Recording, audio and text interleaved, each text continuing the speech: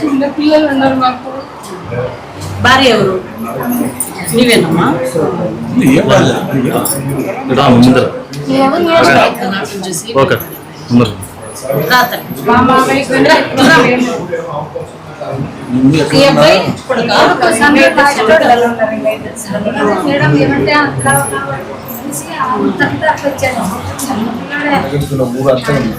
చేతుల్లో ఉండాలన్నట్లు ఏం లేదు. కారణం అంతా మన మార్చినాడు వచ్చి గాలి అవన్నీ ఊళ్ళో సమస్యలకు తీర్చి చేసినందుకు నేను లేకలేకుండా చేస్తారని 4-5 రోజులు 3 రోజులు అయింది టార్గెట్ పెట్టారు. జనాలు మా వాళ్ళు చెప్పినారు పోద్దండి అక్కడ మీకు అంతా పోద్దండి. 15 రోజులు నీళ్ళు లేకుండా స్థితి లేదు, పోద్దండి అంటే పోలేదు అని చెప్పినా. మీరు ఏమైనా స్పెషల్ ఆఫీసర్ వచ్చి స్వయంగా ఇస్తేనే పోండి అని చెప్పినారు. సర్లే అట్లా చేస్తాం అంటే ఈరోజు పొద్దున ఎర్రతిక్క స్వామి దాకా వచ్చి ఆయన కొట్టినాకే మాటని అటాక్ చేశారు. ఏమో అటు పోలేదు.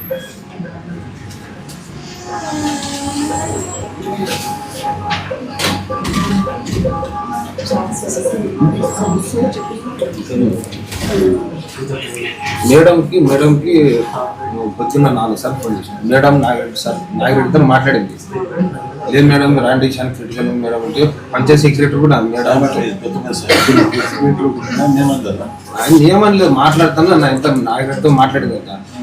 ఆయన ఏమన్నాడు, నీళ్ళ పైపు పిలిచి నీళ్ళు ఒకే కొడ వేసినాను అన్ని అటు వస్తే నీళ్ళు పో మేడం ఏదైతే చేసిన చేస్తామంటే మీరు అందరూ అంటే వేసారు కదా. సర్లే మేడం పంచాయత్ సెక్రటరీ వచ్చి తీపిచ్చి ఇప్పిస్తానని చెప్పి మేడం దాంతోపాటు 5-6 పడాలు ఉన్నాయి మేడం. అవన్నీ తీసి మా దీని కూడా తీసేయండి అని చెప్పాను. హలో సార్, సార్ నేను ఇక్కడ హాస్పిటల్లో ఉన్నాను సార్. తెలుగుదేశం పార్టీ శేఖర్ గాయపడ్డారు సార్. ఎట్లున్నాడు సార్? సార్ పొద్దున్న మన భూపాలన్న తర్వాత ఉమాపదన్న వచ్చింది శేఖర్ అని చెప్పి హార్ట్కి ఏదో ప్రాబ్లం ఉంది అని చెప్పి ఇక్కడ వచ్చారు. ఇప్పుడు ఎట్లా ఉన్నారు సార్? బెటరా? అంటే ఆల్రెడీ వచ్చిందా సార్?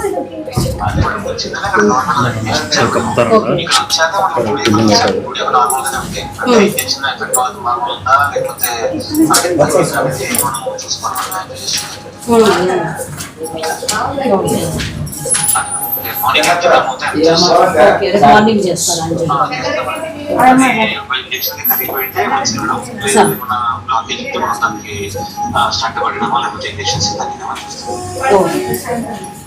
సార్ కొద్దిగా జాగ్రత్తగా చూసుకోండి sir please. Thank you sir, thank you sir. బాగుంది. రేపు యాంజియోగ్రామ్ చేస్తారంట. ఒకవేళ బ్లాక్ అట్లా ఏదన్నా ఉంటే స్టంట్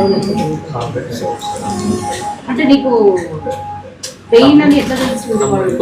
హాస్పిటల్లోకి వచ్చినాక చూసినారు. చూస్తే నాకు ఆటోమేటిక్గా చెంపలు ఎలివేషన్స్ ఉన్నాయని అక్కడ తీసారా? గవర్నమెంట్ లో తీసారు. ఎలివేషన్ ఇమిడియట్ గా ఇంజెక్షన్ ఇచ్చారు. అక్కడే ఇచ్చారు గవర్నమెంట్ లో. మన దగ్గర ఇక్కడికి వచ్చిన తర్వాత టాబ్లెట్ లోడింగ్ డోస్ ఇచ్చారు. ఆ చేతి కోసుకున్న దగ్గర బ్లీడ్ ఎక్కువ అవుతుంది డ్రెస్సింగ్ చేశారు. ఇప్పుడైతే ఓకే. రేపు యాంజియోగ్రామ్ చూసుకొని బ్లాక్ ఉంటే బ్లాక్ కి స్టంట్, లేకపోతే యాంజియో కింద నార్మల్ ట్రీట్మెంట్. జాగ్రత్తగా చూసుకోండి. ఓకే శేఖర్,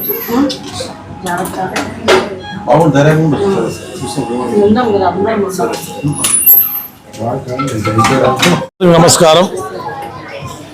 ఈరోజు ఆదోని మండలం కుప్పగల గ్రామంలో మన కూటమి నాయకులు ఒక ట్యాప్ విషయంలో కొట్లాడినారు. ఒకరికొకరు కొట్లాడుకున్నారు. మామూలు గాయాలైనవి, 2 గాయాలైనవి.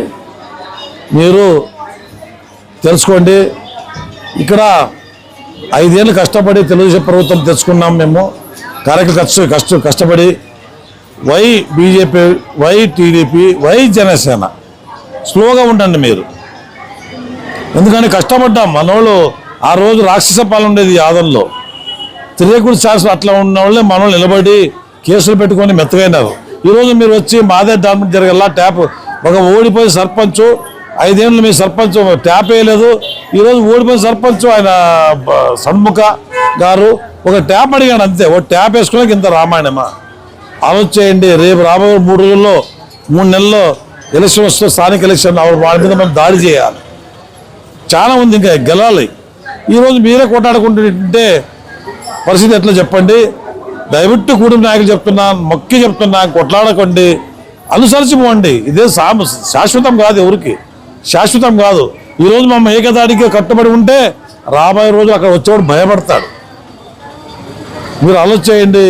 కుప్పగల్లు గ్రామ తెలుగుదేశం పార్టీ నాయకులకి, జనసేన నాయకులకి, బీజేపీ నాయకులకి మొక్కి చెప్తున్నాం, దయవిట్టు మీరు కొట్లాడద్దండి. ఈ ఆదోని నియోజక తెలుగుదేశం పార్టీ నాయకులకి, బీజేపీ నాయకులకి, జనశక్తి నాయకులకి మరీ మొక్కుతున్నా, మీరు గెలాడ తీసు ఏమన్నా సామరస్యంగా పోయి.